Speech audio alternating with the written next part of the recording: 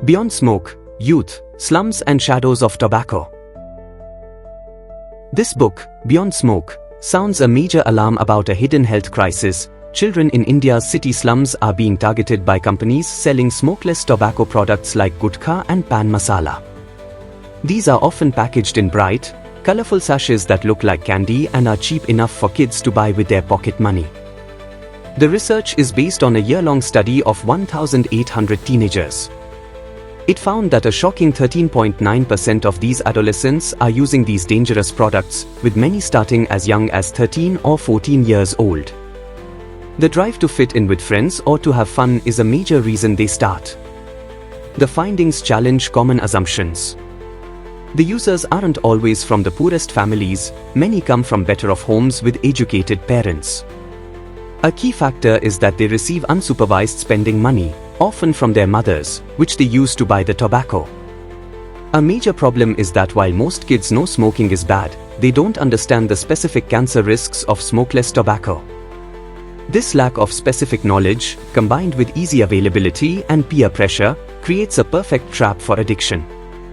This book is a call to action for parents, health workers, and policymakers. It argues that we need new, targeted awareness campaigns and interventions to protect a generation from a life of addiction and disease. Introduction. Tobacco is a global health crisis, causing millions of deaths every year, with most new cases shifting to developing countries like India. Unlike many places where smoking is the main concern, India has a massive problem with smokeless tobacco, products like Gutkha and pan masala that are chewed, not smoked. This is especially dangerous for young people. These products are packaged in bright, attractive sachets that look like candy and are sold for the same cheap price. Despite bans, they are widely available. Adolescents are heavily influenced by slick advertising, peer pressure, and the fact that these products are often mistakenly seen as socially acceptable, unlike cigarettes. Tragically, many families are unaware of the severe dangers, even believing these products are good for digestion or dental health. In reality, they are highly addictive and carcinogenic. India has one of the world's highest rates of oral cancer, with 90% of cases linked to tobacco. Starting the habit young, especially before age 14, dramatically increases the cancer risk. This study focuses on adolescents to understand how common smokeless tobacco use is. The goal is to sound the alarm and call for urgent action. By educating young people about the specific dangers of these products and implementing stronger controls, we can prevent a new generation from becoming addicted and developing life-threatening diseases. Conclusion. A study of 1,800 teenagers in a city slum found that a significant number, nearly 14%, use smokeless tobacco like Gutkha and pan masala. While most teens knew these products are harmful and can cause cancer, a small number mistakenly believed they had benefits, and this group was more likely to use them. The main reasons for trying tobacco were for enjoyment and peer pressure, with most starting between the ages of 13 and 14.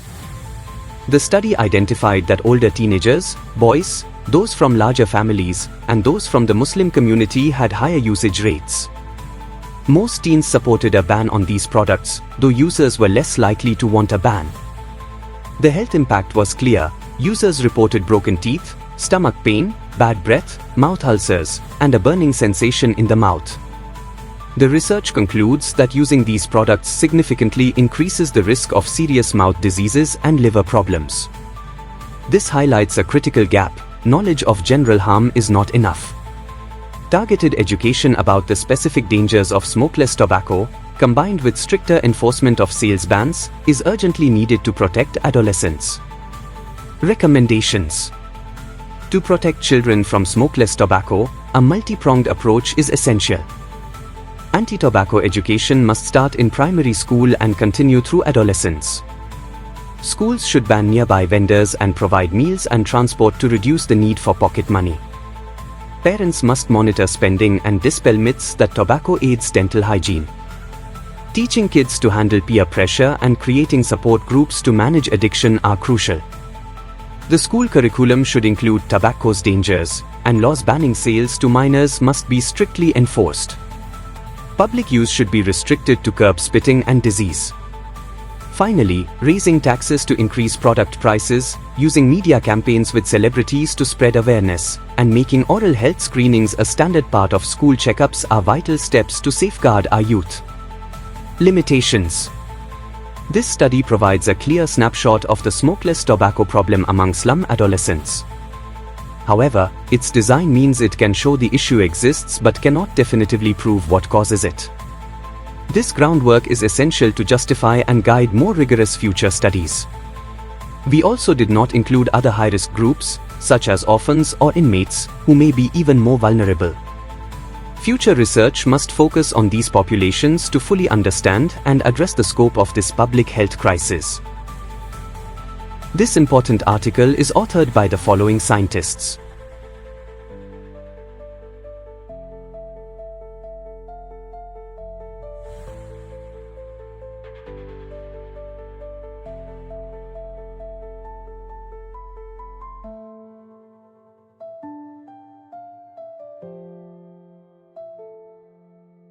Thank you for watching this video. Please subscribe to our channel BP International to watch more videos in the fields of science, technology and medicine.